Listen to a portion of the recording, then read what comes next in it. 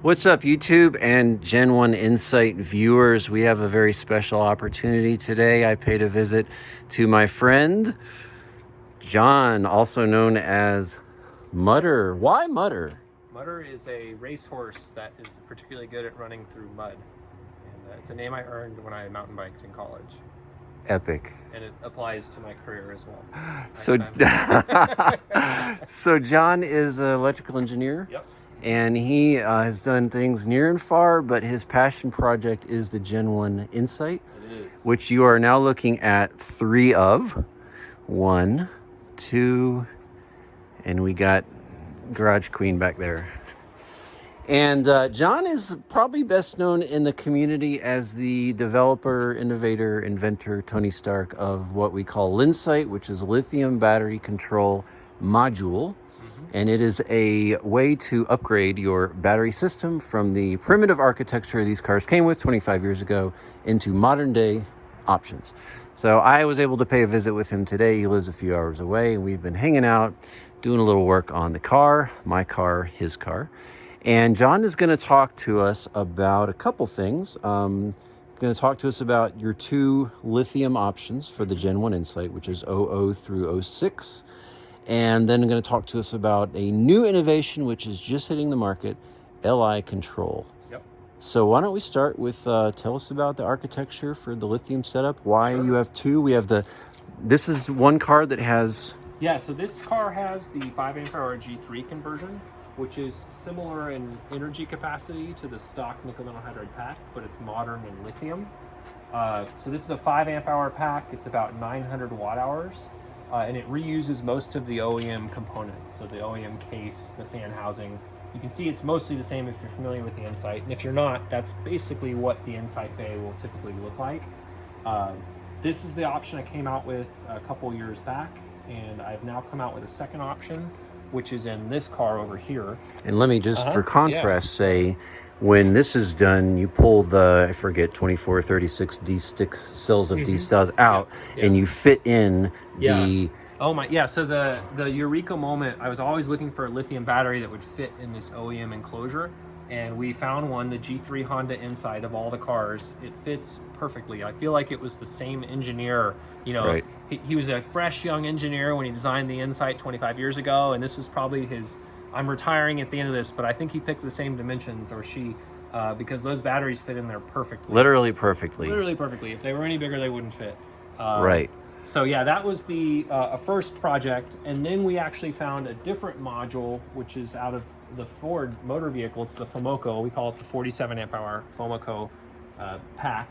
We have since found out that these are actually Samsung SDI modules, and they're also in like that. Certain Audis use them. I think the Jeep Wrangler uses them. I have on the website which cars use them, but you can see here that this is very, very different. So whereas the 5 amp hour G3 configuration, which was 900 watt hours, reused most of the stock parts, this basically doesn't reuse anything except for the junction board and the MCM computer, which is in a different spot. So this computer was over here, and we've just kind of had to move everything so that we can put 5 of these modules in here. These modules are in total 10.4 kilowatt hours. So whereas the other one was about 900 watt hours, this is 10,400. So it's a much bigger pack. This is about 1/8 of the size of a Tesla Model 3's pack. So it's quite a bit of energy. And then of course you keep the gas engine as well. So when I drive to Austin, which is about 1,000 miles from here, I can stop for gas one time. I don't have to stop, 6 or 7 times and charge for half an hour. I can literally stop one time, and I do every time, and you can really knock that trick out in very, very quickly with one stop. But anyway, yeah, this is super fun. And then I realized as soon as I put a pack this large in there, the OEM computer really didn't know what to do with it. And so that led to the next product, which was LI Control. It's not a new concept. It's a manual IMA controller. This is the, goes around the emergency brake here, and you basically set your arm on it while you're driving here. And there are a few other existing versions. This is just my implementation of it. It's kind of a stateless implementation where you can literally change the mode. You don't have to do anything. Wherever you can look down at any time and see what the state is, which is what I didn't particularly like about some of the existing manual IMA controllers here. So this basically allows you to regen So brake as if you were pushing the brake, and apply gas as if you were pushing the gas, except that instead of, you know, actually giving it gas or braking, it's using the electric motor to brake or accelerate. And this is the OEM console where the e-brake pops out for the stock piece. Right. Just so people know what we're looking at. And the really neat thing is that LI Control, which is this product here, actually has a serial data bus, so it can communicate with LiBCM, which is these two projects here. And so with that serial bus, we can do things like electronic cruise control with your IMA system, where you can set a speed and it will maintain that speed using the IMA motor. Haven't written the firmware for that yet, but the hardware is all there for that. So this is future proof, basically, for all the things that might come. Right. So that serial data bus it allows us to communicate between the two of them and exchange data. So, you know, cruise control, something I'm calling lean control, which is basically staying in lean burn. These cars have a thing where they can go down to like 25-to-1 air to fuel ratio, which gives you really insane mileage, but it's actually quite hard to stay in it, because as soon as you start giving it gas, it will pop out of that so you don't get pre-detonation and blow up the head.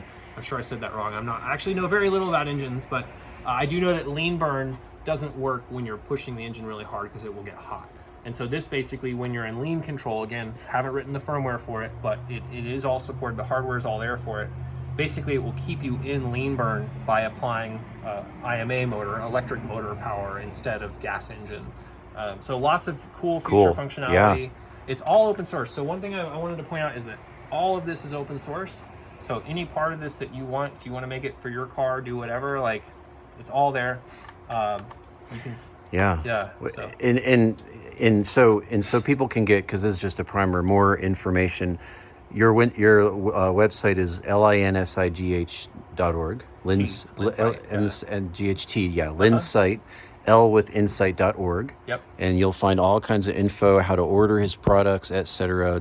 Right. And give us a rough, this is 2024 February, so this could increase, but the rough cost for people, because that's going to be the first question people ask. For this first gen, I'm calling it first gen, but for the hybrid, the Honda Insight Gen 3 pack, for everything done, assemble it yourself, is, I want to say, like, we're talking 2,500 is kind of realistic. The 5 amp hour G3 kit is $1,250 for the kit. No batteries, and that includes everything but the batteries. Right. And the batteries are $750, and that's being sold by GreenTech. Right. The batteries. GreenTech also, if you don't want to perform the conversion yourself, you don't want to pull this pack out and follow like hours worth of instructions on how to pull all the innards out of this and cut the wire harnesses and whatever. And risk electrocution. So GreenTech actually sells now, I believe it's 20. Is it pre-order or it's not live yet? It's somewhere in between. Okay, it's 2,700. I looked last week. Yeah, 2,700. And that's drop in. Drop in. And they will also install it for you if you go to one of their locations for like $150 or it's under $200. So it's a pretty good, if you don't want to do it yourself, they'll do it for you, and you know, that's amazing if you don't want it yourself. And of course, if you do want to do it yourself, you know, it's $2,000 kind of out the door. That'll get you everything except for your time to do it. Right. That's for the 5 amp hour version.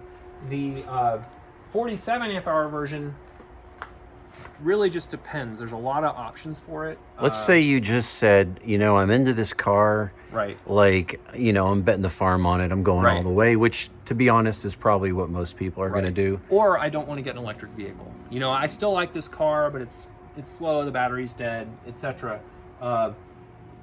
If you max this out, the kit is about $3,100, and then the batteries are another, you know, $1,700. There's a bunch of different configuration options, but yeah, you can spend $5,000 is about the high end on this kit here, and that would include the LI control, heater, the fast grid charger. So this has a 1,500 watt grid charger in it as an option, and that will charge this from empty to full in, you know, 7 hours or 5 hours if you're doing it with 240 volts. Sweet. So yeah, another thing too we didn't mention, all of these, every LiBCM kit includes a grid charger, so you can plug in and charge it. And the reason I did that is that none of the existing grid chargers are compatible, and I didn't want people to try and do that, because with nickel metal hydride, it's kind of safe to do that. With lithium, it's not. It's very dangerous, so you want to use the official grid chargers for that. And with the new rollouts like LI control, which Mm-hmm. you just talked about, you if you are getting the most out of it, you're grid charging regularly. Right. So you really need the grid chargers. Yeah, the grid charger, yeah, especially with the FOMOCO kit, the 47 amp hour, if you don't have the ability to charge this every night or every time you drive it, it doesn't make a lot of sense. This is so much battery here that you really want to be doing the plug-in hybrid electric vehicle route with this. If you just want to be able to, get your old car working with modern lithium, you would definitely want to gravitate towards the $2,000 5 amp hour solution. And for those who've watched my channel and the Insight batteries, my Insight content, that's why I chose this. This is one of many cars. It's not kind of my only car. I drive it 3 times a week. But for me, this was suitable. It's kind of like really the best everyman setup to just get in and get the features, not the best you can get, but it really does everything and it's wonderful. And before installing LI control, I'm able to get about 80 miles per gallon on this setup. So it's plenty, probably for a lot of people, but if you really want to go for it, definitely recommend this. And as I've said on these videos before, John's a great guy. His products are awesome. And it's just really neat to support something that's home brewed, man. It's just really cool. It's all made right there. Yeah, and a couple fun questions at the end. I wanted to it's all made. Yeah, and you got to stay 2 or 3 feet from this just because we don't have a external mic, so I'm going to kind of follow you. But this is where it all happens. Yeah, this is HQ. World domination. It's certainly under 100 square feet.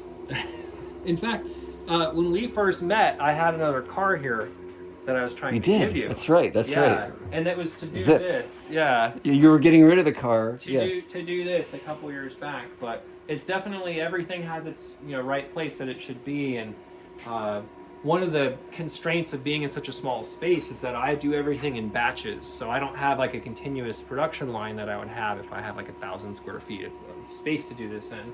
So right now I'm doing batteries, and you can see I got batteries everywhere. I had a pallet of these come in. I got these in from Belgium a week ago, and I'm currently testing them all. So that's kind of what I'm doing this week, and then next week I'll be doing something else. I don't even know yet. I wake up every day and get to decide what I'm doing. So and just for reference from before, these are the batteries in my car. So this is the Honda Insight Gen 3 battery we were discussing, and you can see the size difference. Yeah. And the energy density is so much higher on these. These modules here have quite a bit of volume in them. You can actually see the light through them, maybe. And these modules don't do any of that. This is just cell. It's just lithium, whereas this is a different deliverable that Honda was trying to get to versus Samsung. We have Godzilla's breath contained in each one of these, is what you're saying. Each one of these has the energy equivalent of 3 sticks of dynamite. So this is one of the reasons I say not to keep your car in a garage. Now, of course, I have 400 kilowatt hours of them in my garage. So, right? Yeah. Do as I say. Yes.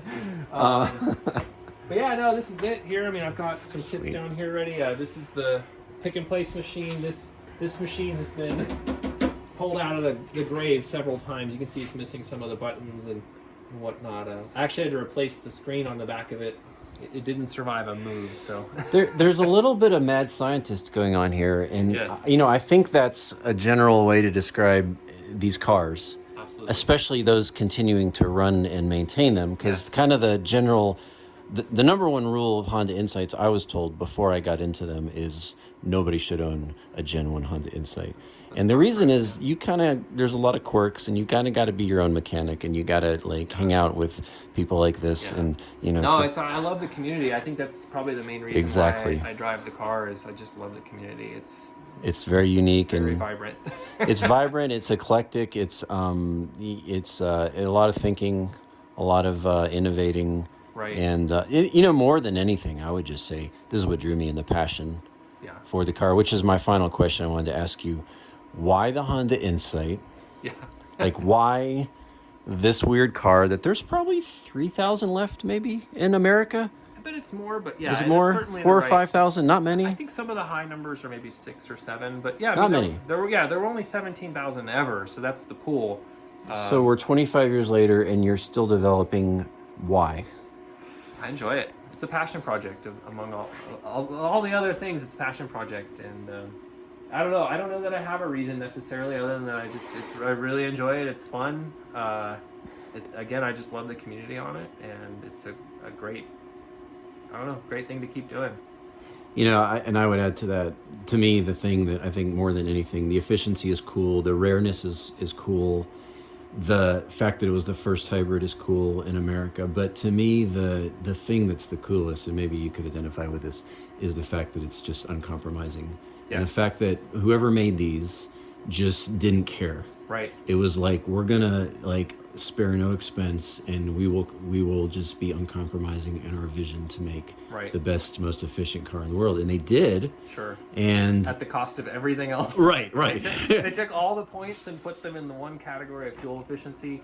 And there's something to me just about putting your hands in the dirt, and just being part of something that's that raw. Right. And that the moment you drive, I mean, the moment I test drove one of these, it was a friend's, and I said, I have to own one. I will own one, no matter how foolish and it may seem, and everyone told me, but I will. And it was because when you drive it, especially the manual transmission one, you just realize there's just nothing like this at all, and that's what drew me. And I would say, it really is, and so.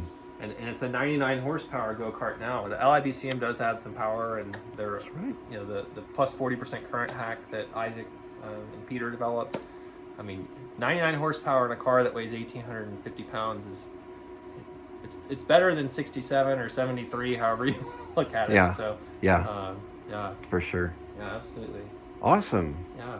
John Sullivan, aka Mutter, thank you. Look for John's future development and other more well-known platforms and appreciated platforms, but far inferior platforms, I would suggest. Yes. So this will always be what's in the garage. I love it. And we have this. I won't. Yes. Look at there she is. The house was actually built around the car shape there, so that we actually pulled this staircase out to make sure the car was going to fit underneath it. So. You have an amazing wife, if that was allowed. Yes. That's indeed. cool. Yes. Now I'm trying to take over the whole first floor, but that's the story for another day. Awesome, man. Any final thoughts to share? Good.